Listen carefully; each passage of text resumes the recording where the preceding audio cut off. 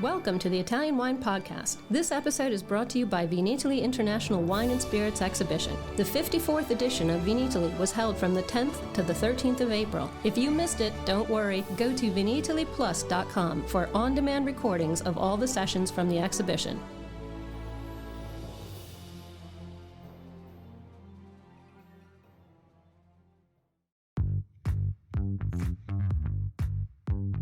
Welcome to this special Italian Wine Podcast broadcast. This episode is a recording off Clubhouse, the popular drop-in audio chat. This Clubhouse session was taken from the Wine Business Club and Italian Wine Club. Listen in as wine lovers and experts alike engage in some great conversation on a range of topics in wine. If you enjoy listening, please consider donating through ItalianWinePodcast.com. Any amount helps cover equipment, production, and publication costs. And remember to subscribe and rate our show wherever you tune in.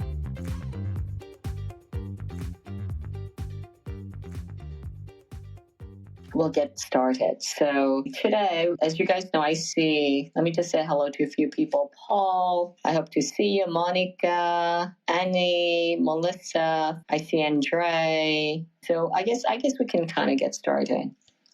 You're my boss. Is it okay if we start? Yes. Yeah, sure. Okay. 1 minute so early. As you know, Laika is the Clubhouse manager. She's been doing a wonderful job chasing everybody down for the. There's actually a lot of work behind this, and you guys know that this is the Italian Wine Club on Clubhouse, and all of these episodes we replayed on Italian Wine Podcast, where it gets a huge amount of listens. So we're very happy, and the Ambassador's Corner is very popular. This is where our Italian wine ambassadors get to choose their kind of quote-unquote favorite wine producer and do kind of a deep dive into whatever they think would be appropriate. So let me just introduce to you our co-mod today. Her name is Tommasella Perniciaro, and she has this company called Good Wine Habit. Ciao, Tommasella. Ciao, Stevie. Hello. Is it Tommasella? How do you pronounce it? I'm always... Tommasella. Tommasella. So she is Italian, but she lives where? In Sweden, Gothenburg. Yes. What's the weather like over there?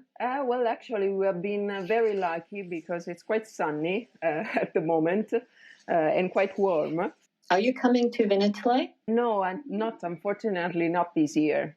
I have lots of work during those days. Yes, yeah, so I know you're an APP for, of course, the WSET. Exactly. I know you grade like some mark papers because some of our students who are in the diploma program, they have you as their mentor. So you're quite famous for being harsh. That's good, I think. Yes. Of course, Tommasella, we've met Tommasella because she did the VIA program. When did you do the VIA program? If I'm not wrong, it was 2017. Right, you did the 17 program. And since then, what have you been doing? It's kind of your full-time job, right, the APP? Yes, exactly. So I created the APP in 2017. So I've been teaching WSET courses here in Sweden from level 1 to level 3, and I also teach the diploma online with London, with the flagship school. But alongside the WSET education, as I'm Vinitaly Italian Wine Ambassador for Sweden, I also organize master classes, tastings here in Gothenburg, especially focused on Italian wines. So I'm also Valpolicella Specialist for the Swedish market, entitled by the Consorzio Vini Valpolicella to promote a little bit more the Valpolicella wines here in Sweden. So listen, Tommasella, what about the COVID situation? I know, of course, the Swedes, they were very reluctant to get the vaccinations, and they were very free from the get-go. What is the current situation now? Well, the current situation is basically, I think it's a little bit better than Italy. In terms of cases. So COVID is spread around, of course, but it's nothing serious anymore. So many people have it, say, with mild symptoms overall. So hospitals are in a good situation overall as well. So, yeah, I mean, it's also true that they don't test anymore. So we don't know the exact numbers of cases we have. But Swedish people have always been quite free compared to other countries in Europe, for example. Right, a great advocate for the herd community philosophy, right? Yeah, they never said it clearly, but really they allowed the virus to move around a little bit more. Which maybe this was good because now the situation is okay. But we had hard times here as well. What we didn't have was lockdown at all. This is not in the Swedish constitution. It's not possible to force people to stay at home, close at home. And we didn't wear masks. I mean, everything was left on each person's responsibility. So if you wanted to wear a mask, you could do that. Otherwise, it was your choice not to wear it. You needed to, for example, to keep distance from people. There were some basic rules that could help with controlling somehow the spreading of the virus. Yeah, so I suppose that meant then probably the wine consumption, I mean, the wine business was not as effective negatively, right? No, not that much. I mean, for example, wine bars, restaurants never closed. They just have some reduced time for opening. So instead of closing at midnight, they were able to stay open until like 8 p.m. when the COVID situation was really, really, serious. But apart from that, I mean, you could go even to a wine tasting. There were measures inside the restaurants. So in terms of location of tables, for example, number of people admitted, but there was no green pass, no closing of these public spaces at all. Right. Okay, yeah, that was just, of course, I haven't seen Tommasella in a very long time, before the pandemic, I believe, so that was just a quick catch-up. And now back to the show. So, Tommasella, tell us why you've chosen Mariolina Baccellieri as your producer to be called on today. First of all, I want to thank you for having me on the Ambassador's Corner and giving me the chance of interviewing the Azienda Baccellieri. There is more than one reason why I chose the Azienda Baccellieri. First of all, I believe in the quality potential of wines from Calabria. Not only because I'm from Calabria originally, but I think that this has been a region often forgotten in the wine world map. So my first thought was to shed a light on this region. We probably know about the most recognized Ciro denomination, but there are many other denominations in the region that deserve attention. So Bianco, which is the village where the Azienda Baccellieri is located, is one of these. It's a place of very old winemaking tradition since the Greeks' time, and it has a rich enological and cultural heritage, especially found in the sweet passito wines made from local grapes like Greco di Bianco and Mantonico. Secondly, the Azienda Baccellieri is one of the top-notch references in the area, in my opinion. So I think that their wines are the expression of Bianco's terroir and good examples of the big quality potential Calabrian wines can have. Okay, great. So what are the particular learning objectives from this call that we should expect from you today? Well, I think that listening to this interview will probably push our listeners to find out more about Calabrian wines. also to dive deeper into the diversity of grapes and styles that go beyond Chirol. We will listen to a story of passion, of strength, of love for a region that has been unknown for so many years. And that now, thanks to mindful producers like Mariolina, is starting to show the world that it deserves a special place in the Italian wine map. Okay, great. Before I hand over to you the mic, I wanted to remind everyone we've started a new kind of YouTube channel. It's called Mama Jumbo Shrimp, and we've just dropped the 3-part series of our Sicilian Gita Scolastica, because I see Paul and Fanny in the audience. They came with us. I would say they're a bit imperfect, but I guess, it's better than nothing. So I hope you guys can see what we've done. It was intense 3 days, and then they stayed on for the tastings, but just so that you can have a look at what we did in one of our favorite regions, which is Etna. So over to you, Tommasella. Thank you so much, Stevie. Okay, so just to give a few words to introduce Mariolina Baccellieri.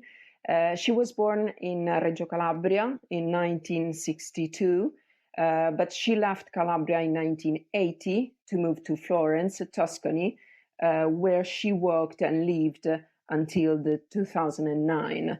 That year, she decided to move back to Calabria to take care of her family's winemaking business and properties, focusing on Calabrian native grapes and other cultivars such as olive trees, bergamot, and wheat. Her working philosophy is to recover the old vineyards planted with ancient varieties, like, for example, Mantonico, Greco Bianco, Guardavalle, to produce wines that can really express the uniqueness of the local terroir. Her very first bottle with her name on it was Greco di Bianco DOC, 2006. And since then, it has been a wine success with many national and international awards received for her wines. We will listen about these directly from Mariolina and her daughter, Beatrice, who will join us in this interview. So welcome, Mariolina and Beatrice. I'm so happy to have you. Welcome. Thank you very much to having thought of me and my daughter, Beatrice. Hi. Hello. Thank you for having us. So how are us. you?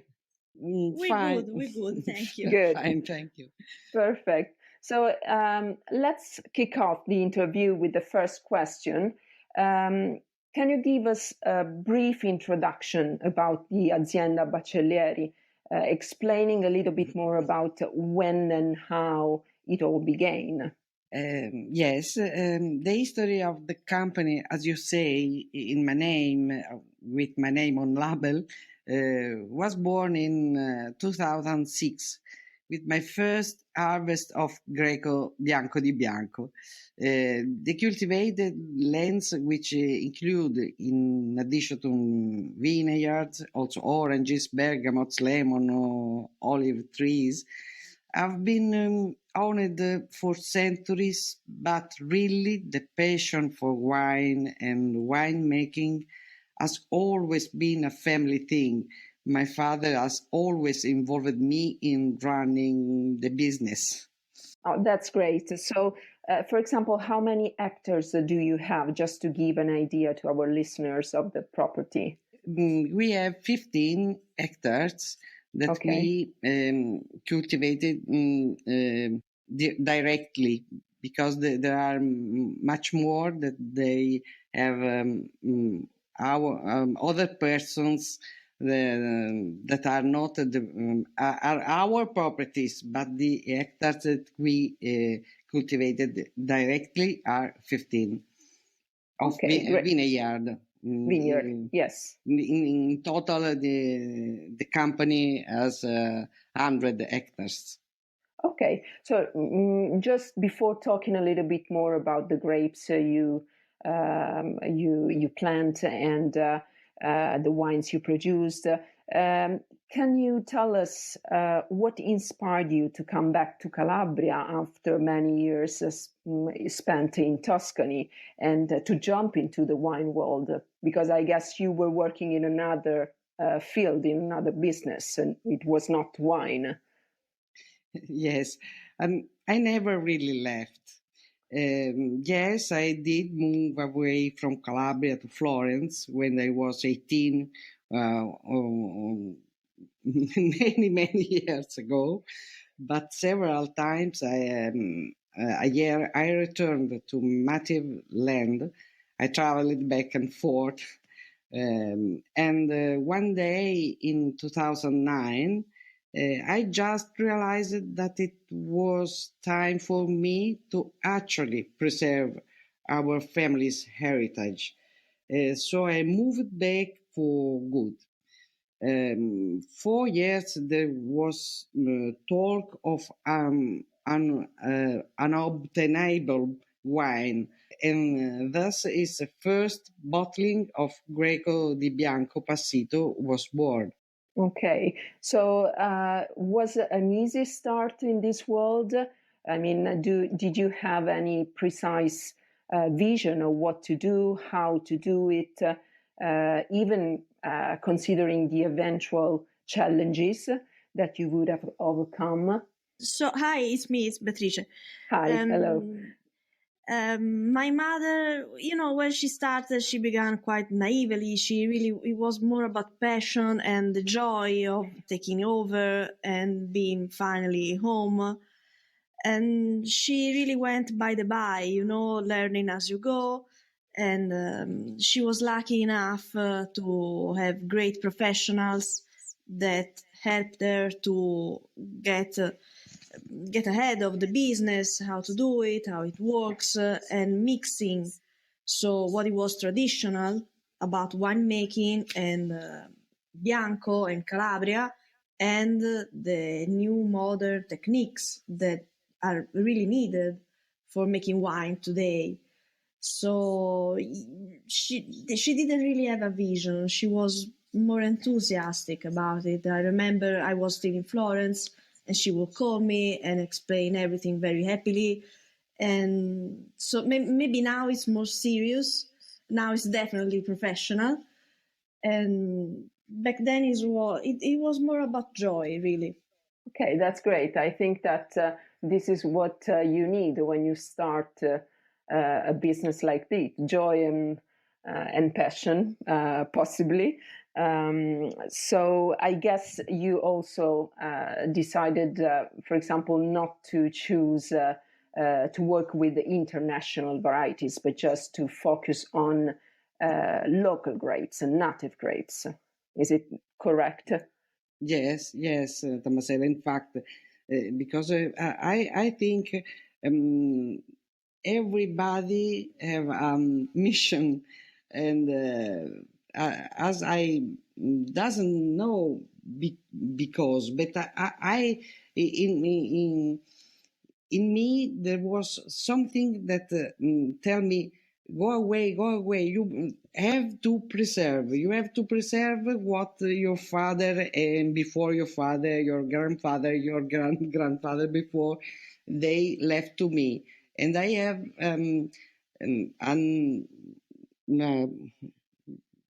sentivo un obbligo morale.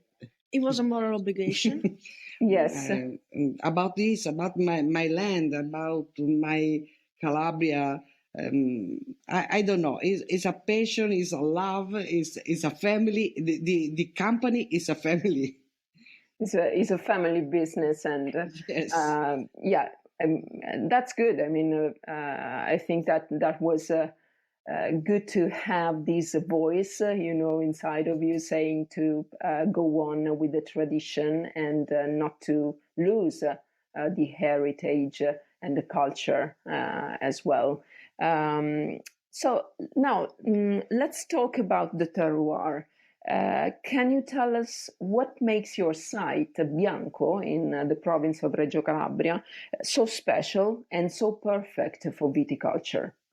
I'd say it's Bianco is a tiny, happy island thanks to peculiar microclimate. The weather is warm and windy, which means the sea breeze reaches the grapes. The earth is actually made with clay rich in minerals.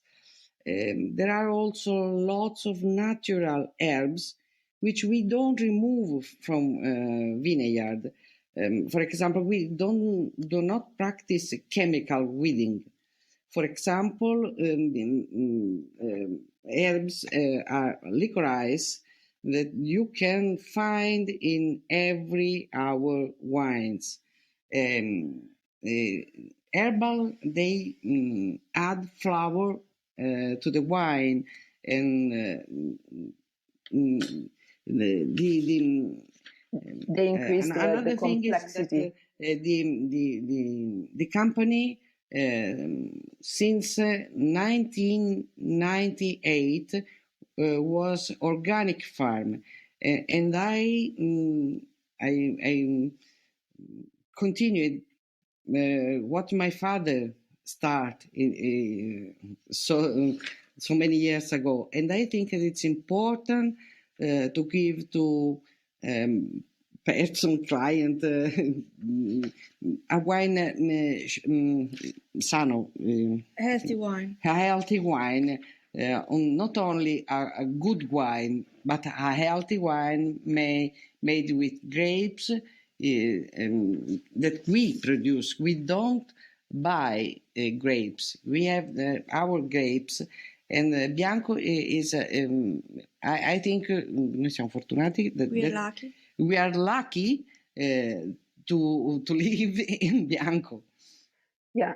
So I guess that, there is like a very mild Mediterranean climate as well. Do you have altitude in Bianco, or is it just a little bit more plain? Plain. But you have the sea. But not too much. Okay, but it's very close to the sea, the Ionian Sea on the eastern coast. A few meters. Okay, great. So one of my questions was what your approach to viticulture is, but you already answered. So it's organic viticulture mainly, so you don't spread any chemicals in the fields. No, absolutely. Okay. And I think that is absolutely important. If you want to make good wines, you need to have very good grapes. So if you have good ingredients, you can make very good wines. Okay, so going back to the terroir, Bianco and Calabria in general are still not so well known abroad. What do you think should be done to increase the visibility of this region? I believe that regional, local, and national administration should do more. Only recently, in the last years, they have finally grasped the importance of all different realities and heritage of Calabria, the importance of safeguarding the ampelographic richness, and that there is also a market for small producers who believe in what they do and feel guardians of a natural heritage, cultural diversity, be it food or vineyards, is an asset. Mm-hmm. Right. So we can say that for example, tourism and enology, viticulture in general, can go by hands somehow. So yes. If people come and try your wine and visit your area, possibly they would be interested in finding out more about the region and even other denominations in the region. Yes, definitely. There's such a variety of wines and grapes and landscapes, traditions, even languages. So one small site that can be maybe Bianco or I don't know, the Costa Viola, should lead to visiting and getting to know the other realities that make Calabria. So yes, and of course there's also the archaeological side of all of this. I mean, this was Magna Grecia, so having thousands of tourists in Florence to visit the museums, because we've been there, and not having so many tourists visiting the archaeological sites here in Calabria and understanding the link between the archaeology, history, and wine or food really, it's something should be done, definitely. Yeah, absolutely. That's great. I mean, you have vineyards that can be considered even a cultural heritage. Can you tell us how old they are, and what do you do to take care of them? Yes, all my vineyards can be considered a cultural heritage. The younger ones, sorry, the youngest ones have at least 40 years. The oldest about 100. Wow. Some sapling vineyards, one ungrafted. In any case, wine in Calabria was produced even before the Greek arrived. There are hundreds of rock millstones, palmenti rupestri. I don't know is correct, millstones. Yes.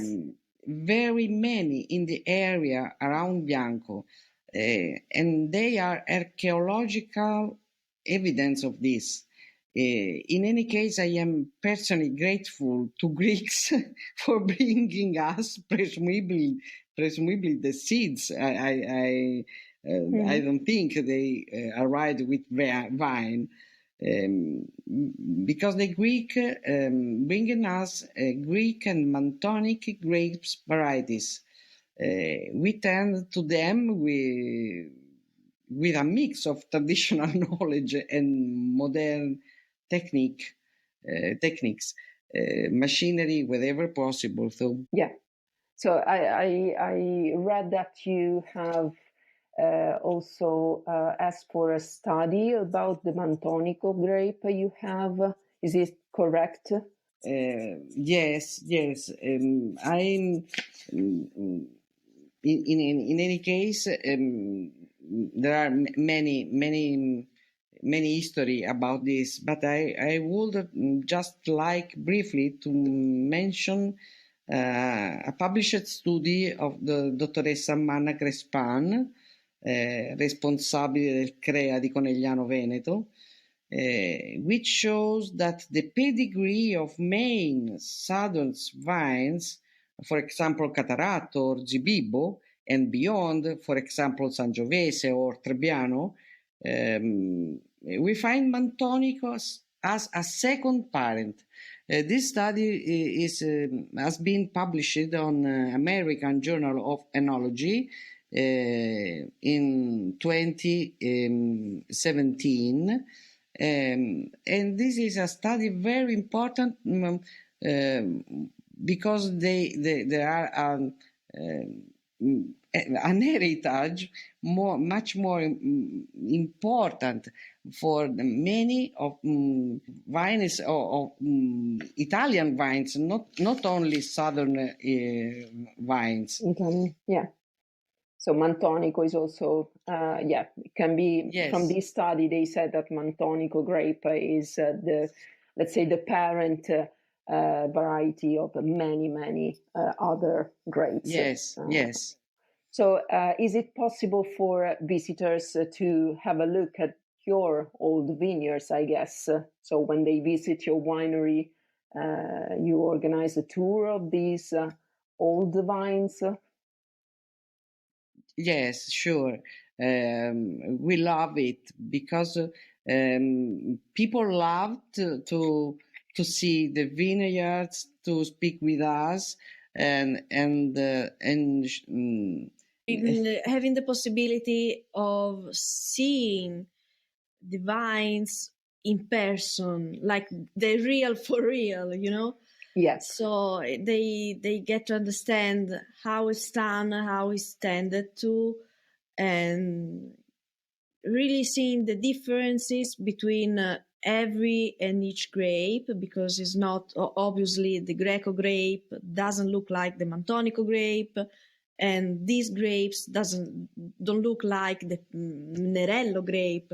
So they get a better understanding of what we do and what we are trying to tell, what's our message and our mission as a company. So it's very nice having people. Yesterday we had a group of people really, and it was. I think it's beautiful. It's a human exchange and a way of spreading the message really. And yeah, it's not very common either to visit very, very old vineyards. So the very old vines are beautiful on their own, just to to be seen. So this is a plus you have, and I think that yes, for visitors, it's absolutely a point of interest. Yes, okay. Yes, we don't have nothing to hide. Yeah, absolutely, yes. So we talked about your approach to viticulture. What is your approach in the winery? So how do you produce your wines? Do you use like a natural approach to vinification? How do you do? What do you do to produce your wines? Well, it's a mixture of techniques, really. We try to go with traditional methodology as far as possible, but as of recently, especially the last 10 years, we had to take into account the climate change, because it is a problem. It is a problem, mm-hmm. And you really need to watch out what's happening, and the weather and everything. So we handpick. Mm-hmm. The harvest doesn't happen with machinery at all. This will absolutely destroy the vineyards. Okay. So maybe the first steps are more delicate, very, as I said, traditional. And then, of course, there's everything there's the machinery and everything that's needed to make wine also in a more hygienic way than it used to be. At the beginning of the last century, you can't just squeeze the grapes with your feet anymore. So, yes. And then every wine has its technique for making it. So when it comes to Passito, Greco, and Mantonico, there's a set of days where you can pick the grapes, and then they lay under the sun for 7 to 10 days, and then you press the grapes, which have become raisins at that point. And then from then you proceed with the machinery and you make the wine. When it comes to red wine, of course, you press the grapes and you leave the liquid, because it's still not wine. It's almost there, on the pressed peels. So there's different techniques. So you can't just go with one way fits all, And there's controlled temperatures, and which better enhances the aroma and the sense. And so that's different, and that this allows us to experiment a little bit. So we can even create different wines with an unexpected twist. So, but you're gonna talk about this later. So later on, yes. I'm not spoiling anything.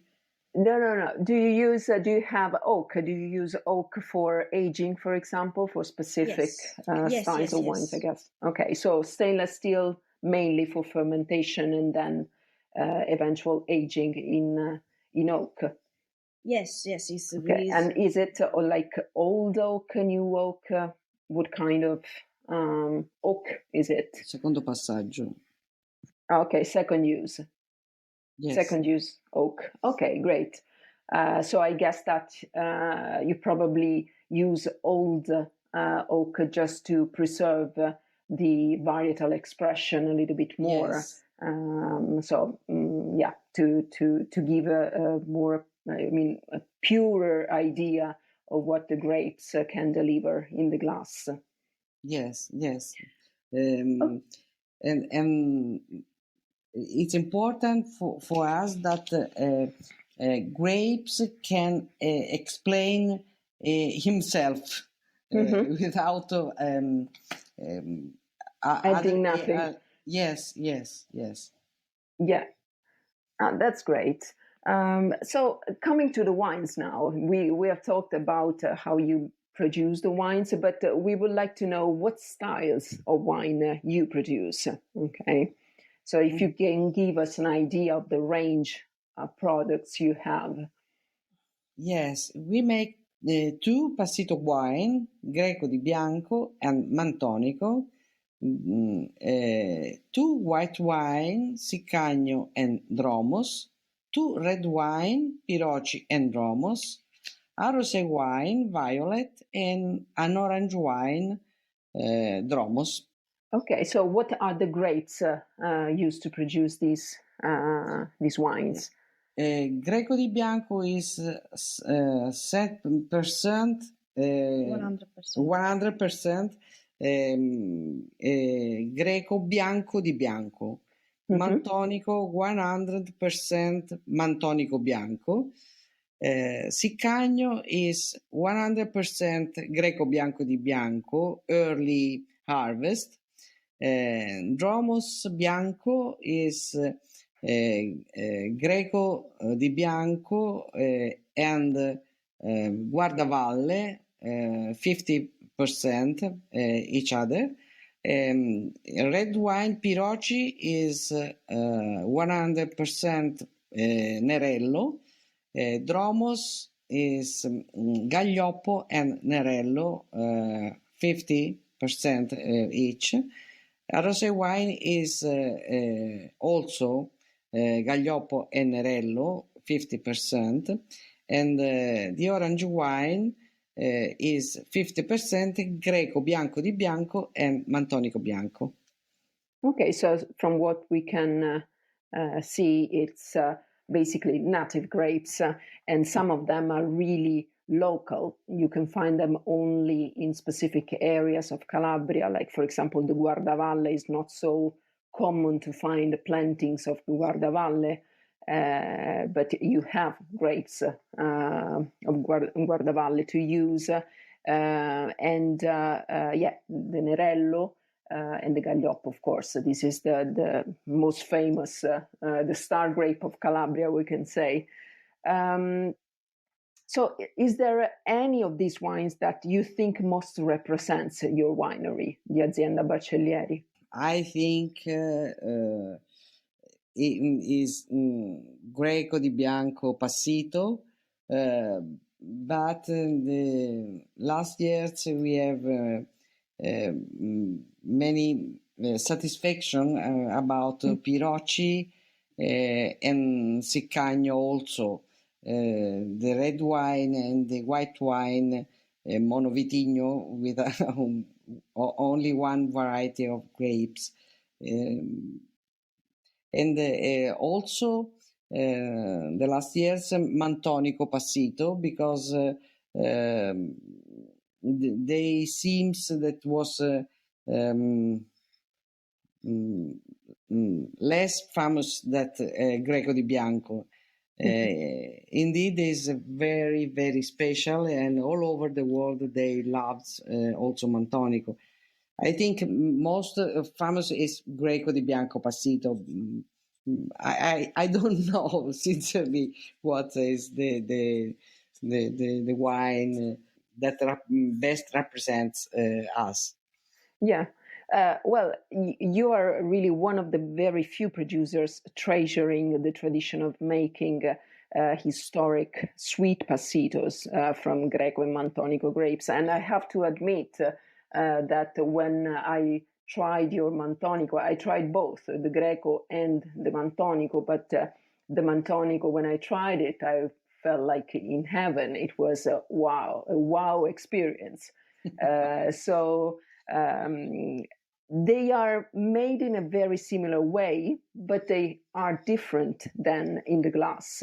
So can you briefly explain to us what are these differences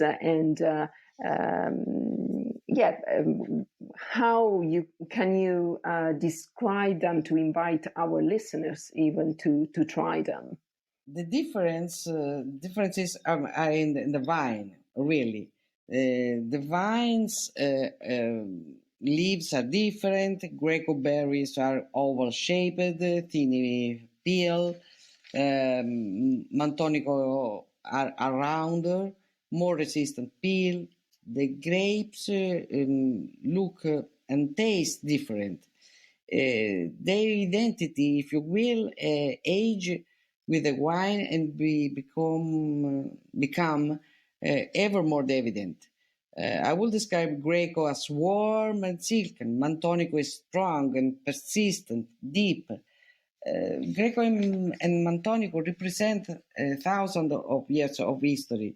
They are unique, and I wouldn't define them as sweet. They are more like meditation wine. Mm-hmm. They can be paired with dessert or cheese, but there's so much more to them. They create a special warm atmosphere. I say in Italian, if you are alone, they keep you company. If you are with friends, they make you happy. Something I think everybody can find best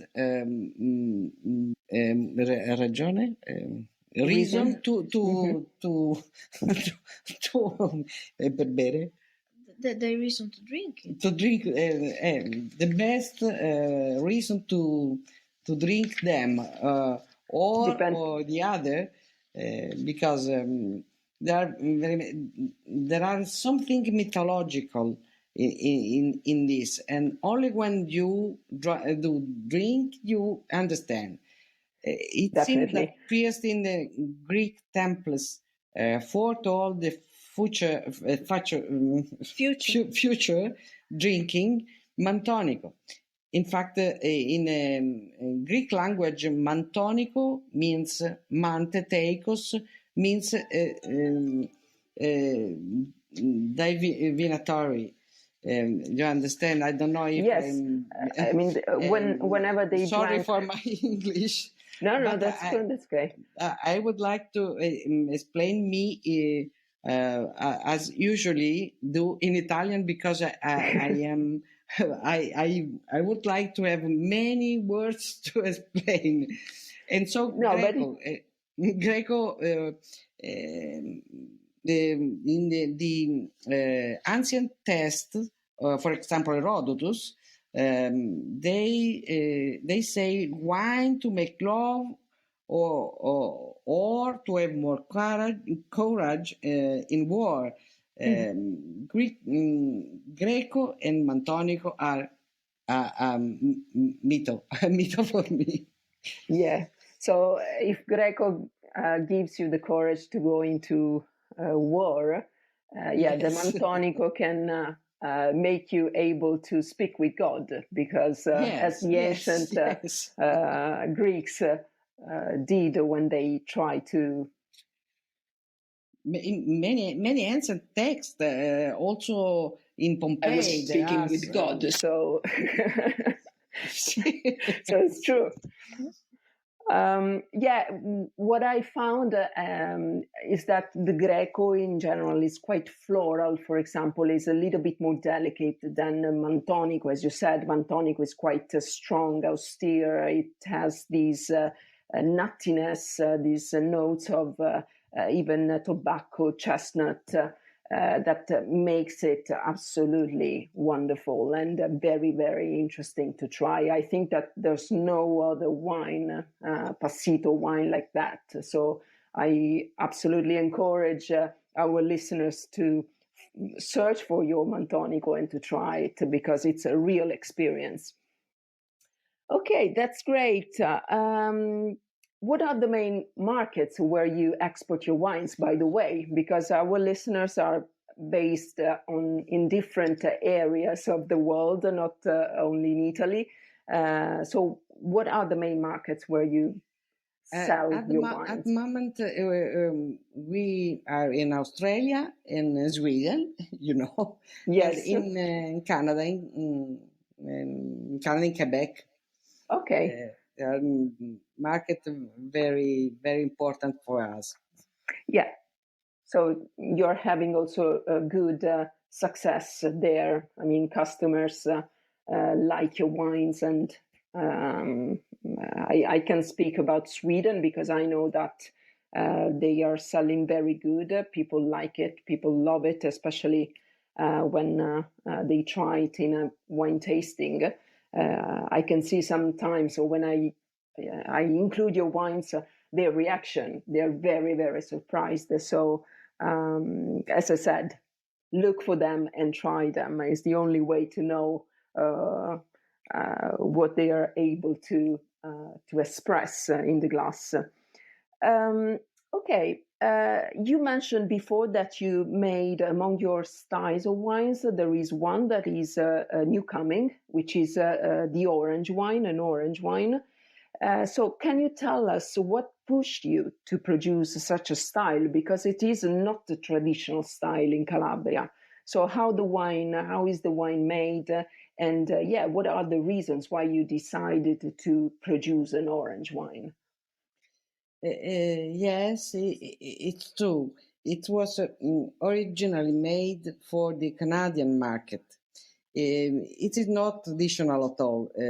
But since we got it right with Sicagno, using the Greco grapes to make a dry and white instead of Passito wine, we said, why not? Why not try and give an unexpected twist to tradition?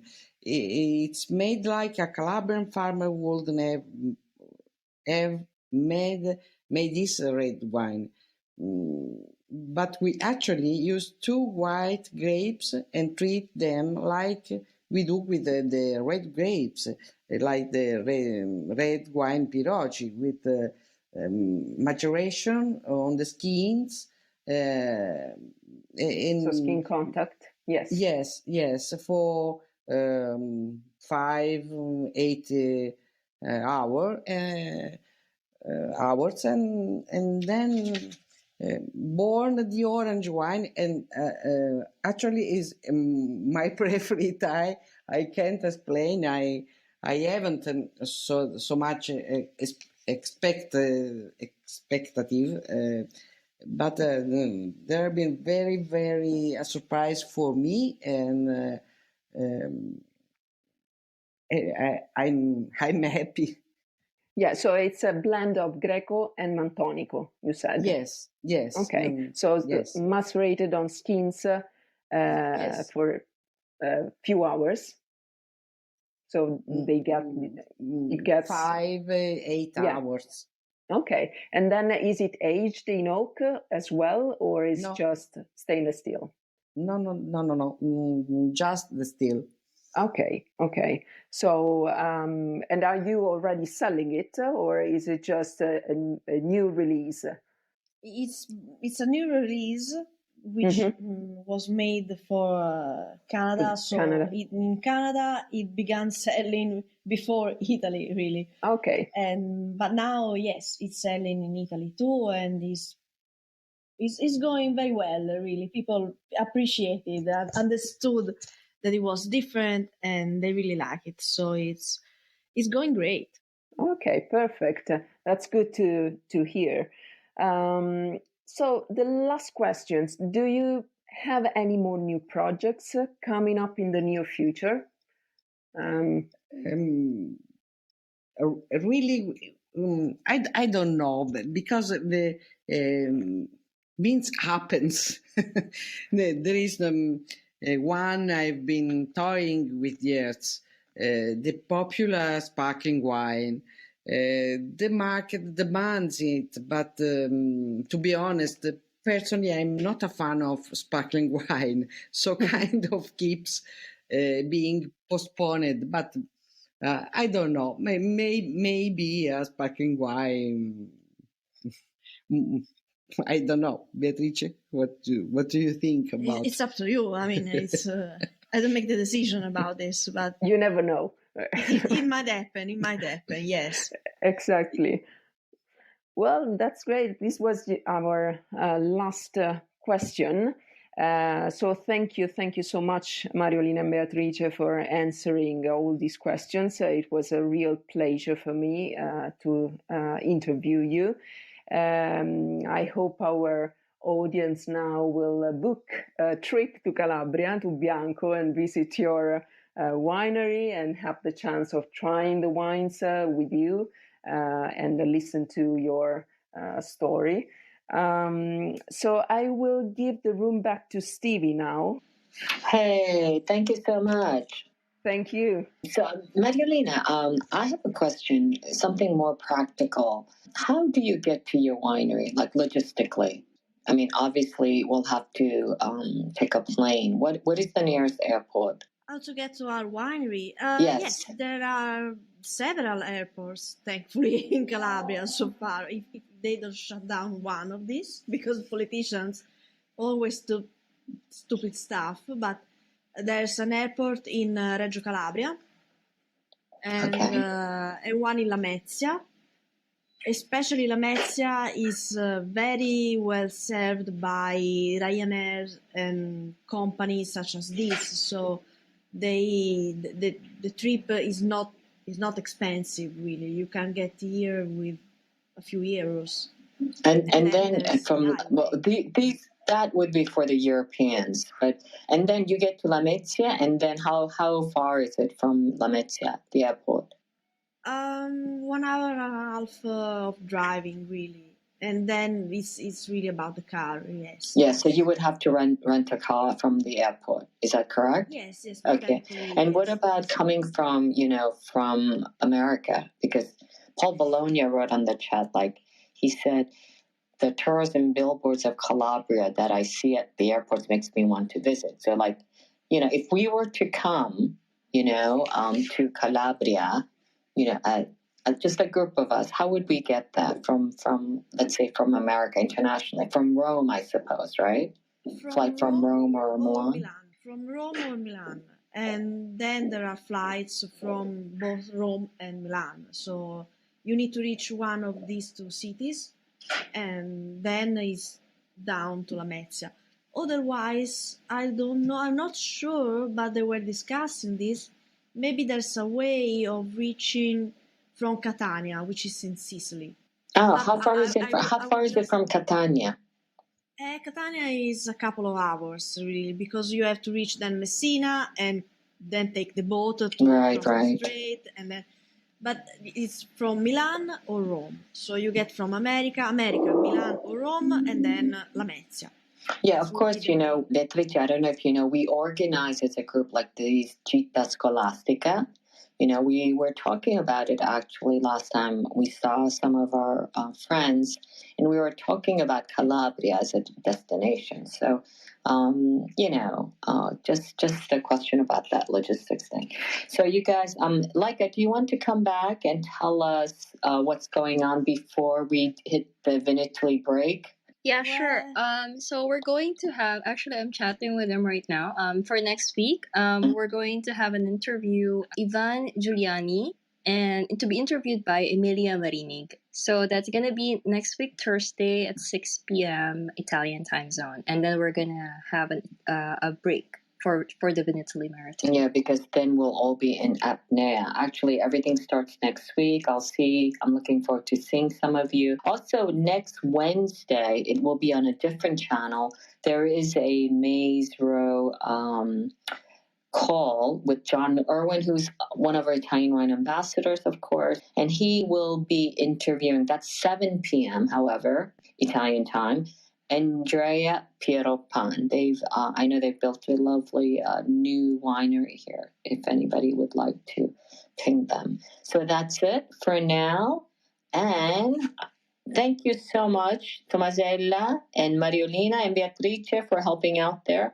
And thank you, Stevie. You guys take care, and I hope to see all of you very, very soon. Ciao, ragazzi. Ciao. Ciao. Ciao, ciao. Thanks for listening to this episode of the Italian Wine Podcast, brought to you by Vinitaly International Wine and Spirits Exhibition, the biggest drinks trade fair in the world. Remember to subscribe to Italian Wine Podcast and catch us on SoundCloud, Spotify, and wherever you get your pods. You can also find us at ItalianWinePodcast.com.